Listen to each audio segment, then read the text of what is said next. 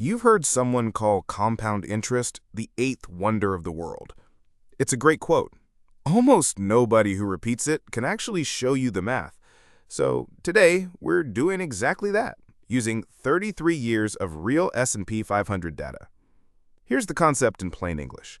Simple interest pays you a return only on your original money every single year. Compound interest pays you a return on your original money plus every dollar of return you've already earned. The gap between those two ideas is bigger than most people realize. Let's make it real. The SPY ETF, which tracks the S&P 500, launched in January of 1993 at $43.94 a share. As of late August 2026, it closed at $763.47. That's a 17.38 times multiple on the share price alone, not counting dividends. So imagine you put $10,000 into the S&P 500 the month SPY launched, and just left it alone. Today, from price growth alone, that $10,000 would be worth $173,753. That works out to an average annual growth rate of 8.88% a year, compounded. Now, here's the part almost nobody calculates. What if that same $10,000 had earned 8.88% a year too, but as simple interest instead of compound interest? No reinvesting, no growth on your growth. After the same 33 years, you'd have $39,800. Same starting amount, same average annual rate.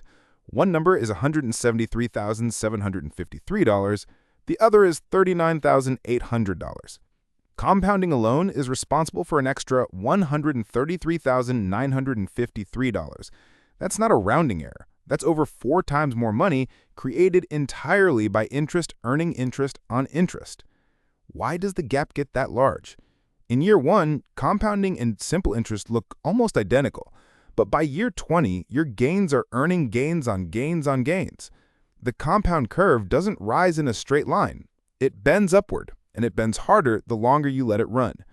There's a shortcut for estimating this without a spreadsheet. It's called the rule of 72.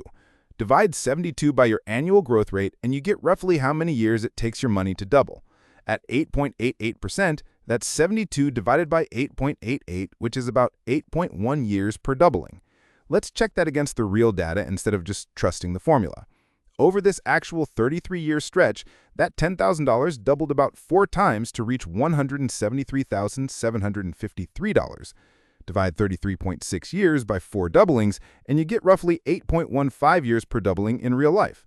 That's almost exactly what the rule of 72 predicted. Here's the actual takeaway. The biggest lever in compound interest isn't your account balance, and it isn't even your rate of return. It's time. Every extra year you let compounding run adds a bigger dollar amount than the year before it because there's more built-up growth to compound on top of. 2 quick caveats. This example tracks price growth only, so real total returns with dividends reinvested would have been even higher. And past market performance doesn't guarantee future results. Markets go through real drawdowns along the way. This isn't a straight line in practice, and none of this is personalized financial advice, just general information. If this helped the math finally click, subscribe for more videos that break down exactly how your money actually grows,